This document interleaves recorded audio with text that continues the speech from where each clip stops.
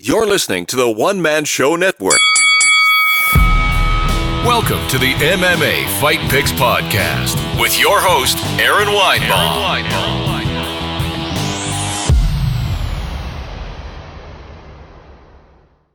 Hey kids, and welcome to the MMA Fight Picks podcast.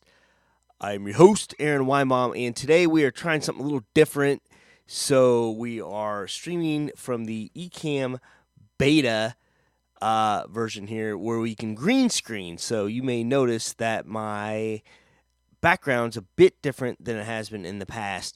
So I want to first of all, thank Ecamm for letting me test this out a little bit. I want to thank my sponsors over at Spreaker. You can do a lot with the podcast for under $6 a month. And I strongly recommend if that's something you want to do it. You can submit to Spotify, iTunes, all that kind of good stuff. And if you're on the YouTube, feel free to click subscribe. Or otherwise, you can listen to the audio version just about anywhere you can find a podcast over at AaronSaysWhat.com. Now, enough of that. Today, we're going to pick the two events for Bellator 214. We are talking about the heavyweight tournament coming to an end between Ryan Bader and Fedor Emelianenko. Now, this has been an interesting tournament to say the least. I'm only picking two fights for this. Number one, I'm only testing this out. And number two, only three of these guys have Wikipedia pages. So it is what it is. I don't know what else to say. First up, let's go Aaron Pico, Henry OK Corrales. Now, I actually got to see Henry Corrales fight Daniel Strauss in St. Louis way back in 2015. And by the way, if you're joining the Periscope and you want to say hello, feel free to leave a comment. And I'd love to include you in the Fight Picks podcast. But that was a loss for Henry Corrales. Daniel Strauss, June 19, 2015. That was the Kimbo Slice Ken Shamrock fight, and let me tell you something. That was a wild scene. So, yeah, certainly interesting. And he loses two more after that. Emmanuel Sanchez, Patrick Fieri, and then he wins 3-4 in a row. Cody Ballinger, Noad Lahat, Georgie Karakanyan, and Andy Main. So he is on a bit of a tear. Then you got the prospect, Aaron Pico. I guess at this point he's not so much of a prospect. He loses his debut. I believe it was at lightweight against Zach Freeman. Then he wins against Justin Lin, Shane Crutch, and Lee Morrison, and Leandro Higo, fighting at featherweight ever since then. So here's my pick. I got Corrales. He's on a tear, and he's a veteran, and I think he has got something to prove. Not just because we're Facebook friends, not just because I've interacted with him before in the past. I think he's got this. I think he beats Aaron Pico. Now, the main event of the evening, you have presumably the greatest heavyweight of all time, Fedor Emelianenko, without really fighting anyone over at the UFC. He's fought people from the UFC, but not in the UFC, I guess. And Ryan Bader, throwback from the UFC. So let's look at Ryan Bader. He hasn't lost since Anthony Johnson launched him with punches. I believe he was going for a shot at the time. Back in January 2016, he wins against Ilir Latifi, Antonio Rogerio Nogueira. Both these KOs, okay? And then he comes to Bellator.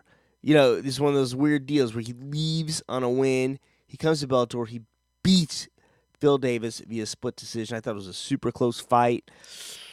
I don't want to say Phil won, lost, whatever. I don't know. Beats Linton Vassell. Round 2, punches. Muhammad Lawal, round 1, punches. And here's the thing. This is the heavyweight tournament here. I'm sorry, the second round of the heavyweight tournament. Lawal, that's one thing. Okay, he's a lightweight that just didn't cut, just like Bader. But then you got Matt Mitrione, big guy, explosive puncher. Bader just takes him down, and he basically, he nullifies anything Mitrione can do, and that's enough for me. He's way smaller than him. It was really kind of interesting to see that. I know everyone may have thought it was boring, but he really just nullified anything Mitrione could do. And if I'm a heavyweight, I learned how to take a double, or I learned how to take you down, and I beat Mitrione every time. Of course, I'm not a heavyweight. And then you have Fedor. Okay, he hasn't lost since Mitrione. I'm not going to play the match game, who won, who lost, who beats who. But he lost to Matt Mitrione back June 2017. It was almost like a double KO. Whoever got up first. It was like like the Rocky II thing. But I don't know. I wasn't real super convinced about that. And then he beats Frank Mir. Frank Mir, not at his best. He just lost the fight against a guy that didn't have a great record. Let's look that up real quick. Who was the last guy he fought? Frank Mir fought Javi Alea. I've never heard of this guy before. He does have a Wikipedia page, so good for him. Yeah, so let me see here. Yeah, he lost to Chet Congo and Roy Nelson before that. Decisions and punches. I don't know.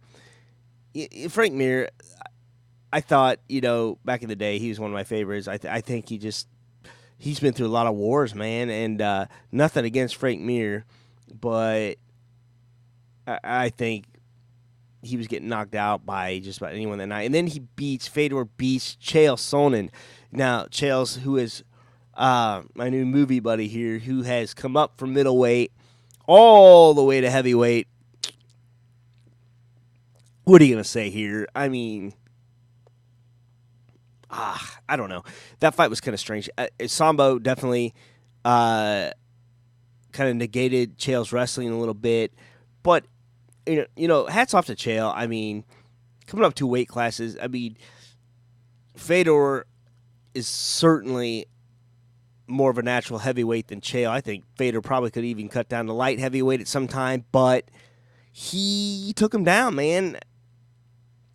Or I'm sorry, not took him down, but he fought off the wrestling, and he looked much physically stronger than Chael. So, Chael went for some weird deal. I thought Chael was coming back, and he went for some weird deal where he jumped over his head. I don't know.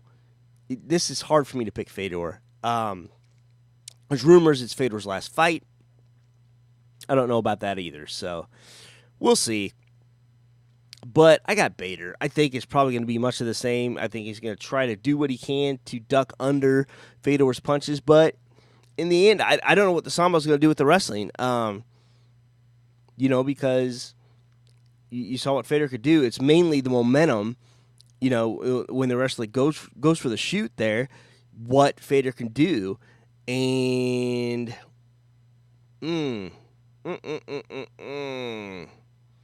I'm sorry if you were trying to comment on Periscope, and I'm not sure if it's working or not. I think that I'm going Bader. It's probably going to be a boring fight unless Bader catches him with something, but I think he's going to wrestle him to death, and he's going to win the Grand Prix and be the Bellator champ. The first Bellator champ, maybe. I don't think he is the first champ. I think there's been others, but he's going to be the light heavyweight and heavyweight champion of all time. But let's talk about this for a second, though.